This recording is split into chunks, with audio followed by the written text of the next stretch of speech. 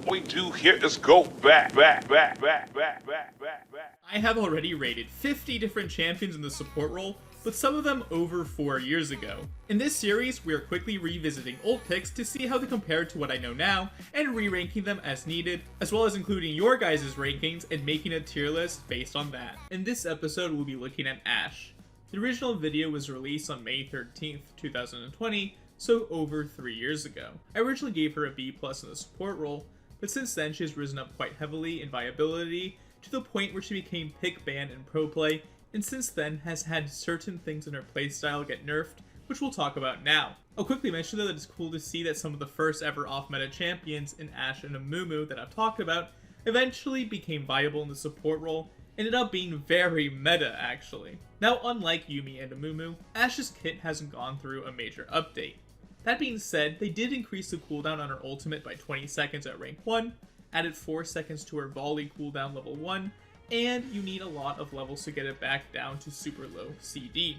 They also got rid of the mana reduction on volley when you level it up, but they did recently increase the AP ratio of her ultimate from 100% AP to 120% AP, which I suppose is a decent change. But you don't really build too much AP, and we'll talk about the build right now.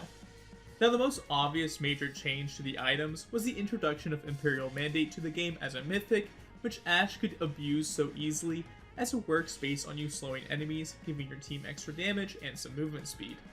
This was an amazing change for Ashe, as she didn't have too many amazing items to purchase from the support role, except for Umbral Glaive, which is still the item you should rush when playing Ashe support to get that vision denial. A really fun item that they added was Axiom Arc, so you can get reduced ultimate cooldown, but honestly it's a bit pricey and not too crazy strong, yet I still end up buying it a fair amount as it is very enjoyable. From looking at pro builds, it looks like the Ashe build today is Umbral Glaive every game, plus Ionian Boost Lucidity, into either Black Cleaver as it gives you the shred and nice CDR, or Chump Hunk Chainsword if you need anti-heal.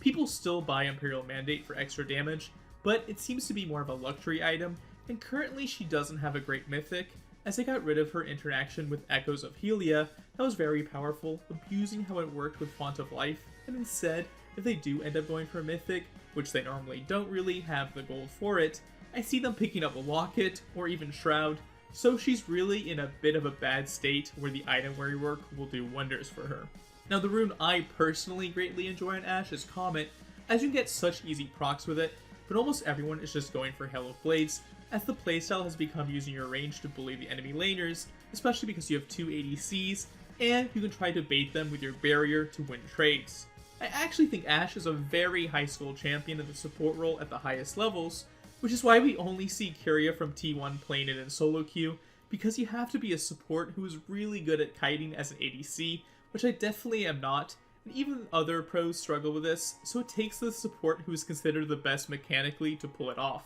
Ashe support is a funny champion to re-rate, as I originally gave her a B+, but she rose all the way up to an S+ at the peak of her power, but after all of the nerfs and the rise of engaged supports again, I actually think she sits around an A tier. I genuinely believe she has the ability to take over games and win a lane super hard, but I also think that it requires you to play extremely well with your spacing, and this champion is so easy to become free money for the enemies as you are extremely squishy and immobile and have no one to peel for you, as that is normally the support's job.